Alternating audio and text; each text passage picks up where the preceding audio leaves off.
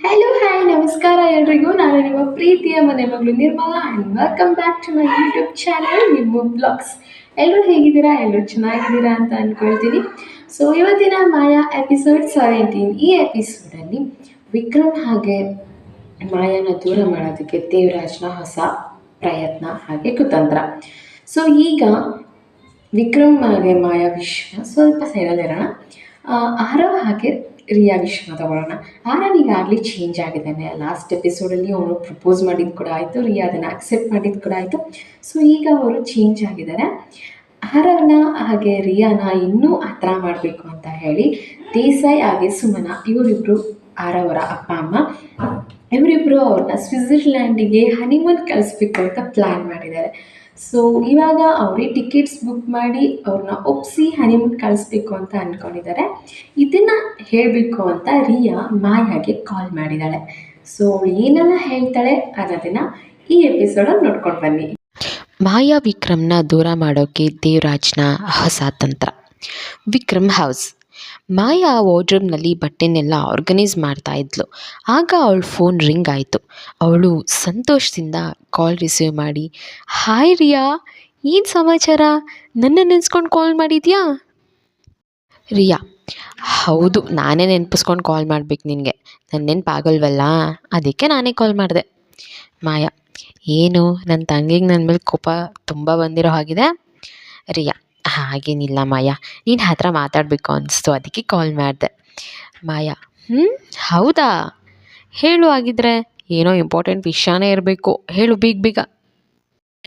ರಿಯಾ: ಆರವ್ ತುಂಬ ಬದಲಾಗಿದ್ದಾರೆ ಮಾಯಾ. ಮೊನ್ನೆ ನಮ್ಮ ವೆಡ್ಡಿಂಗ್ ಆ್ಯನಿವರ್ಸರಿ ಆಯ್ತಲ್ಲ, ಆವತ್ತಿಂದ ತುಂಬ ಚೇಂಜ್ ಆಗಿದ್ದಾರೆ. ಮಾಯಾ: ಹೌದಾ, ಯಾವ ರೀತಿ ಚೇಂಜ್ ಆಗಿದ್ದಾನೆ ಆರವ್? ಸರಿಯಾಗಿ ಹೇಳು ರಿಯಾ, ನನಗೇನು ಅರ್ಥ ಆಗ್ತಿಲ್ಲ. ಪಾಸಿಟಿವ್ ಚೇಂಜಸ್ ತಾನೇ? ರಿಯಾ: ಹೌದು ಮಾಯಾ, ಪಾಸಿಟಿವ್. ಆರವ್ ವಿಕ್ರಮ್ ನಡುವೆ ಏನು ಮಾತುಕತೆ ಆಯಿತೋ ಗೊತ್ತಿಲ್ಲ, ಆದರೆ ಅವತ್ತಿಂದ ಆರವ್ ನನ್ನ ಹೆಂಡತಿ ಥರ ಟ್ರೀಟ್ ಮಾಡ್ತಿದ್ದಾರೆ. ಮೊದಲು ನನ್ನಿಂದ ತುಂಬ ಡಿಸ್ಟೆನ್ಸ್ ಮೇಂಟೈನ್ ಮಾಡ್ತಿದ್ರು, ಬಟ್ ಈಗ ತುಂಬ ಪ್ರೀತಿಯಿಂದ ಮಾತಾಡ್ತಿದ್ದಾರೆ.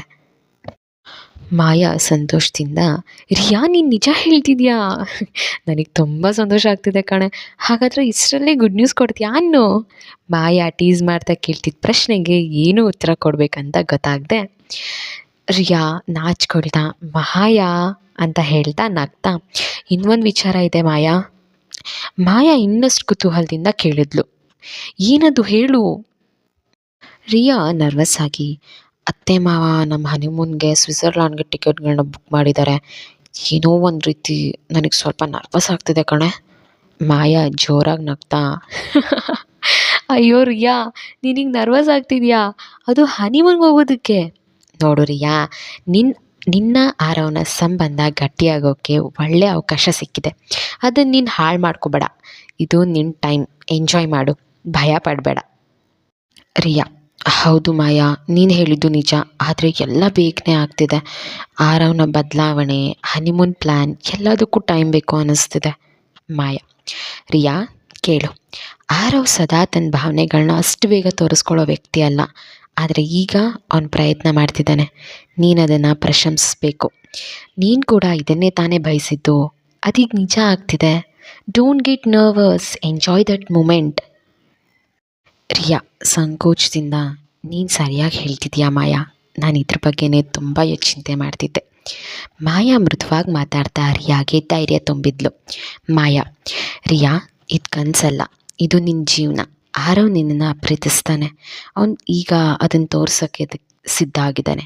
ಪ್ರತಿ ಕ್ಷಣನೂ ಆನಂದಿಸು. ರಿಯಾ: ಥ್ಯಾಂಕ್ ಯು ಮಾಯಾ, ನಿನ್ನ ಮಾತು ನನಗೆ ಧೈರ್ಯ ಕೊಡ್ತು. ಮಾಯಾ: ರಿಯಾ, ಏನೇ ವಿಷಯ ಇದ್ದರೂ ನನ್ನ ಹತ್ರ ಹಂಚ್ಕೊ. ನಾನು ಯಾವಾಗಲೂ ನಿನಗೆ ಸಪೋರ್ಟ್ಗೆ ಇದ್ದೇ ಇರ್ತೀನಿ. ಇನ್ನೊಂದು ವಿಷಯ, ಸ್ವಿಟ್ಜರ್ಲ್ಯಾಂಡ್ಗೆ ಹೋದ್ಮೇಲೆ ನನಗೆ ಕಾಲ್ ಮಾಡೋದು ಮರಿಬೇಡ. ಎಲ್ಲ ಅಪ್ಡೇಟ್ಸ್ ನನಗೆ ಕೊಡಬೇಕು. ರಿಯಾ: ಪ್ರಾಮಿಸ್ ಮಾಯಾ, ಖಂಡಿತ ಮಾಡ್ತೀನಿ. ಮಾಯಾ: ಅದು ನನ್ನ ತಂಗಿ ರಿಯಾ ಅಂದರೆ. ಈಗ ಹೋಗು, ಆರವ್ ಜೊತೆ ಸ್ವಲ್ಪ ಟೈಮ್ ಸ್ಪೆಂಡ್ ಮಾಡು, ಬಾಯ್ ಅಂತ ಹೇಳಿ ಕಾಲ್ ಕಟ್ ಮಾಡಿದ್ಲು ಮಾಯಾ. ವಿಕ್ರಮ್ ಅಲ್ಲಿಗೆ ಬಂದು ತುಂಬ ಹೊತ್ತಾಗಿತ್ತು. ಅವನು ಬಂದಿದ್ದು ಮಾಯಾ ಗಮನಕ್ಕೆ ಬಂದಿರಲಿಲ್ಲ. ವಿಕ್ರಮ್ ಮಾಯಾ ಮಾತನ್ನು ಕೇಳಿಸ್ಕೊಳ್ತಾ ಸುಮ್ಮನೆ ಕೂತಿದ್ದ. ಮಾಯಾ ವಿಕ್ರಮ್ನ ನೋಡಿ: ವಿಕ್ರಮ್, ಯಾವಾಗ ಬಂದೆ? ಸಾರಿ, ನಾನು ನಿಮ್ಮನ್ನು ಗಮನಿಸಲಿಲ್ಲ. ವಿಕ್ರಮ್ ಟೀಸಿಂಗ್ ಧ್ವನಿಯಲ್ಲಿ: ನಾನು ಬಂದು ತುಂಬ ಟೈಮ್ ಆಯಿತು, ಅಕ್ಕ ತಂಗಿ ಮಾತಾಡ್ತಾ ಇದ್ದೀರಾ, ಡಿಸ್ಟರ್ಬ್ ಮಾಡಬಾರ್ದು ಅಂತ ಸುಮ್ಮನೆ ಇದ್ದೆ. ಹೌದು, ಏನು ಹನಿಮೂನ್ ಅಂತೆಲ್ಲ ಮಾತಾಡ್ತಾ ಇದ್ದೆ, ಏನು ಸಮಾಚಾರ? ಮಾಯಾ: ಹಾಗೇನಿಲ್ಲ ವಿಕ್ರಮ್, ರಿಯಾ ಸ್ವಲ್ಪ ಹೆದರಿದ್ಲು, ಅದಕ್ಕೆ ಸ್ವಲ್ಪ ಧೈರ್ಯ ಹೇಳ್ತಿದ್ದೆ. ಹೌದು, ಆರ ಬದಲಾಗೋಕೆ ನೀವೇ ತಾನೇ ಕಾರಣ. ಏನು ಮಾತಾಡ್ಕೊಂಡ್ರಿ ನೀವಿಬ್ಬರು? ವಿಕ್ರಮ್: ಆರವ್ ಬದಲಾಗೋಕ್ಕೆ ನಾನೇ ಕಾರಣ ಅಂತ ಏನಿಲ್ಲ. ಅವನನ್ನು ನೋಡಿದಾಗ ಅವನು ಇನ್ನೂ ಮೂವ್ ಆನ್ ಆಗಿಲ್ಲ ಅಂತ ಅನಿಸ್ತು. ಅವನು ನನ್ನ ದ್ವೇಷ ಮಾಡ್ತಾನೆ, ಒಳ್ಳೆ ಮಾತಲ್ಲಿ ಹೇಳಿದ್ರೆ ಕೇಳಲ್ಲ ಅಂತ ನನಗೆ ಗೊತ್ತಿತ್ತು. ಅದಕ್ಕೆ ಟ್ರಿಗರ್ ಆಗೋ ಹಾಗೆ ಮಾತಾಡಿದೆ, ಅದು ವರ್ಕ್ ಆಯಿತು. ಹೋಗಲಿ ಬಿಡು, ಹೇಗೋ ಆರವ್ ಜೀವನ ಸರಿ ಆಗ್ತಿದೆಯಲ್ಲ, ಅಷ್ಟು ಸಾಕು. ಮಾಯಾ: ತುಂಬ ಥ್ಯಾಂಕ್ಸ್ ವಿಕ್ರಮ್, ನಿಮ್ಮಿಂದ ನನ್ನ ತಂಗಿ ಮತ್ತು ಆರವ್ ಲೈಫ್ ಸರಿ ಆಯಿತು. ವಿಕ್ರಮ್: ಹಾಗೆಲ್ಲ ಹೇಳ್ಬೇಡ ಮಾಯಾ, ಆರವ್ ರಿಯಾ ಲೈಫ್ನ ಹಾಳು ಮಾಡಿದ್ದು ನಾನೇ. ಆ ಗಿಲ್ಟ್ ನನ್ನ ಕಾಡ್ತಿತ್ತು. ಈಗ ಅವರಿಬ್ಬರು ಸಂತೋಷವಾಗಿದ್ದಾರೆ ಅನ್ನೋದು ಕೇಳಿ ನನಗೆ ಈಗ ಸಮಾಧಾನ ಆಗ್ತಿದೆ ಅಂದ. ಅವರಿಬ್ಬರು ಹಾಗೆ ಮಾತಾಡ್ತಾ ಇದ್ದಾಗ ವಿಕ್ರಮ್ ಫೋನ್ ರಿಂಗ್ ಆಯಿತು. ಅದು ಅವನ ಕ್ಲೋಸ್ ಫ್ರೆಂಡ್ ವಿವೇಕ್ದು. ವಿಕ್ರಮ್ ಅಬ್ರಾಡ್ನಲ್ಲಿದ್ದಾಗ ಇಬ್ಬರು ಒಟ್ಟಿಗೆ ಓದ್ತಾ ಇದ್ರು. ವಿಕ್ರಮ್ ಆಶ್ಚರ್ಯದಿಂದ ಕಾಲ್ ರಿಸೀವ್ ಮಾಡಿ ಮಾತಾಡ್ತಾ ಸ್ಟಡಿ ರೂಮ್ಗೆ ಹೋಗಿ, ಹೆಲೋ ವಿವೇಕ್, ಏನು ಮಗ ಇಷ್ಟು ದಿನ ಆದಮೇಲೆ ಕಾಲ್ ಮಾಡ್ತಾ ಇದೆಯಾ ಅಂದ. ವಿವೇಕ್: ಮಚ್ಚ, ನಿನಗೆ ನಾನು ನೆನಪೇ ಆಗಿಲ್ವಾ? ಇಂಡಿಯಾಗೆ ಹೋಗಿ ಒಂದು ದೊಡ್ಡ ಕಂಪ್ನಿ CEO ಆಗಿರೋದಕ್ಕೆ ನಿನ್ನ ಕ್ಲೋಸ್ ಫ್ರೆಂಡ್ ನನ್ನೇ ಮರೆತುಬಿಟ್ಟಿದ್ಯಾ? ಇರಲಿ ಬಿಡು ಮಚ್ಚ ಅಂದ. ವಿಕ್ರಮ್: ಹಾಗೇನಿಲ್ಲ ವಿವೇಕ್, ನೀನು ಮರೆಯೋದಕ್ಕೆ ಸಾಧ್ಯನಾ? You are my best friend ಕಣೋ. ವಿವೇಕ್: ಹೋಗಲಿ ಬಿಡಪ್ಪ, ನನ್ನ ಹಾಗೆ ನೀನು ಕೆಲಸ ಇಲ್ಲದೆ ಕೂತಿರೋ ಹುಡುಗ ಅಲ್ಲ. ನೀನೀಗ CEO, ಅದಕ್ಕೆ ನಿನಗೆ ಟೈಮ್ ಸಿಕ್ಕಿರಲ್ಲ ಬಿಡು. ಅದು ಸರಿ, ಒಂದು ವಿಷಯ ಹೇಳೋದಕ್ಕೆ ನಾನು ನಿನಗೆ ಕಾಲ್ ಮಾಡಿದೆ. ವಿಕ್ರಮ್: ಏನು ವಿಷಯ ವಿವೇಕ್? Anything serious? ವಿವೇಕ್: ನಿನ್ನ ತಂದೆ ದೇವರಾಜ್ ಕಾಲ್ ಮಾಡಿದರು. ಅವ್ರು ನೀನು ಪ್ರೀತಿಸಿದ ಹುಡುಗಿ ಶ್ರಾವ್ಯ ಬಗ್ಗೆ ವಿಚಾರಿಸಿದ್ರು. ಅವಳು ಡೀಟೇಲ್ಸ್ ಎಲ್ಲ ತೊಗೊಂಡ್ರು. ಯಾಕೆ ಅಂತ ಗೊತ್ತಿಲ್ಲ, ಮೋಸ್ಟ್ಲಿ ನಿಮ್ಮಿಬ್ಬರಿಗೆ ಮದುವೆ ಮಾಡಬೇಕು ಅಂತ ಅಂದ್ಕೊಂಡಿದ್ದಾರೆ ಏನೋ. ವಿಕ್ರಮ್: ವಿವೇಕ್, ನೀನು ಶ್ರಾವ್ಯ ಬಗ್ಗೆ ಡೀಟೇಲ್ಸ್ ಎಲ್ಲ ಕೊಟ್ಬಿಟ್ಟಾ? ವಿವೇಕ್: ಹೌದು ಕೊಟ್ಟೆ. ಯಾಕೆ, ನಾನೇನಾದರೂ ತಪ್ಪು ಮಾಡಿದ್ನಾ? ವಿಕ್ರಮ್: ಕೊಡಬಾರ್ದಿತ್ತು ಮಗ, ನೀನು ಅವಳು ಡೀಟೇಲ್ಸ್ ಕೊಡೋದಕ್ಕೂ ಮುಂಚೆ ನನಗೆ ಕೇಳಬಾರ್ದಿತ್ತೇನೋ. ವಿವೇಕ್: ಅಂಥದ್ದೇನಾಯಿತು ಮಚ್ಚ? ನೀನು ಪ್ರೀತಿಸಿದ ಹುಡುಗಿ ತಾನೇ, ನಿಮ್ಮ ತಂದೆ ನಿಮ್ಮಿಬ್ಬರಿಗೂ ಮದುವೆ ಮಾಡಿಸ್ಬಹುದು ಅದಕ್ಕೆ ಕೇಳ್ತಿದ್ದಾರೆ ಅಂತ ಅಂದ್ಕೊಂಡು ಕೊಟ್ಟೆ. ವಿಕ್ರಮ್: ವಿವೇಕ್, ನನಗಾಗಲೇ ಮದುವೆ ಆಗಿದೆ ಕಣೋ. ಈಗ ಹೇಗೋ ನನ್ನ ಶ್ರಾವ್ಯನ ಮದುವೆ ಆಗೋಕ್ಕಾಗುತ್ತೆ? ಅದಾಗಲ್ಲ. ನಮ್ಮ ಅಪ್ಪ ಏನೋ ಪ್ಲ್ಯಾನ್ ಮಾಡ್ಕೊಂಡು ಶ್ರಾವ್ಯ ಬಗ್ಗೆ ತಿಳ್ಕೊಂಡಿದ್ದಾರೆ. ಇರಲಿ ಬಿಡು ವಿವೇಕ್, ನಾನು ನೋಡ್ಕೋತೀನಿ, ನೀನು ಬೇಜಾರು ಮಾಡ್ಕೋಬೇಡ. ವಿವೇಕ್: ಸಾರಿ ಮಚ್ಚ, ನನ್ನಿಂದ ನಿನಗೆ ತೊಂದರೆ ಆಯಿತು. ಅದು ಸರಿ, ನೀನು ಪ್ರೀತಿಸಿದ ಹುಡುಗಿನ ಬಿಟ್ಟು ಇನ್ಯಾರನ್ನೋ ಮದುವೆ ಆಗಿದೆಯಲ್ಲ, ಯಾಕೆ, ಏನು ವಿಷಯ? ವಿಕ್ರಮ್: ಅಯ್ಯೋ, ಅದೊಂದು ದೊಡ್ಡ ಕತೆ, ಫೋನಲ್ಲಿ ಅದೆಲ್ಲ ಹೇಳೋಕ್ಕಾಗಲ್ಲ. ನೀನು ಇಂಡಿಯಾಗೆ ಬರ್ತೀಯಲ್ಲ, ಹಾಗೆ ಹೇಳ್ತೀನಿ ಬಿಡು. ಯಾವಾಗ ಬರ್ತೀಯ ಇಂಡಿಯಾಗೆ? ವಿವೇಕ್: ಆದಷ್ಟು ಬೇಗ ಬರ್ತೀನಿ ಮಚ್ಚ. ಯಾವುದಕ್ಕೂ ನೀನು ಹುಷಾರಾಗಿರು. ಟೇಕ್ ಕೇರ್, ಬಾಯ್. ಅಲ್ಲಿ ಕಾಲ್ ಕಟ್ಟಾಯಿತು. ವಿಕ್ರಮ್ ಯೋಚನೆಯಲ್ಲಿ, ನಮ್ಮ ಅಪ್ಪ ಯಾಕೆ ಶ್ರಾವ್ಯ ಬಗ್ಗೆ ತಿಳ್ಕೊಂಡಿದ್ದಾರೆ, ಏನು ಮಾಡೋಕ್ಕೆ ಹೊರಟಿದ್ದಾರೆ ಗೊತ್ತಾಗ್ತಿಲ್ವಲ್ಲ ಅಂತ ಯೋಚನೆಯಲ್ಲಿ ಮುಳುಗಿದ್ದ. ನಂತರ ಅವ್ರ ತಂದೆ ದೇವರಾಜ್ಗೆ ಕಾಲ್ ಮಾಡಿ, ಅಪ್ಪ, ಏನು ಮಾಡೋಕ್ಕೆ ಹೊರಟಿದ್ಯಾ? ನೀನು ಶ್ರಾವ್ಯ ಬಗ್ಗೆ ತಿಳ್ಕೊಂಡು ಏನು ಮಾಡ್ತೀಯಾ ಅಂದ. ದೇವರಾಜ್: ವಿಕ್ರಮ್, ನಿನ್ನ ತಂದೆಗೆ ಏನು ಮಾಡಬೇಕು ಅಂತ ಚೆನ್ನಾಗಿ ಗೊತ್ತು.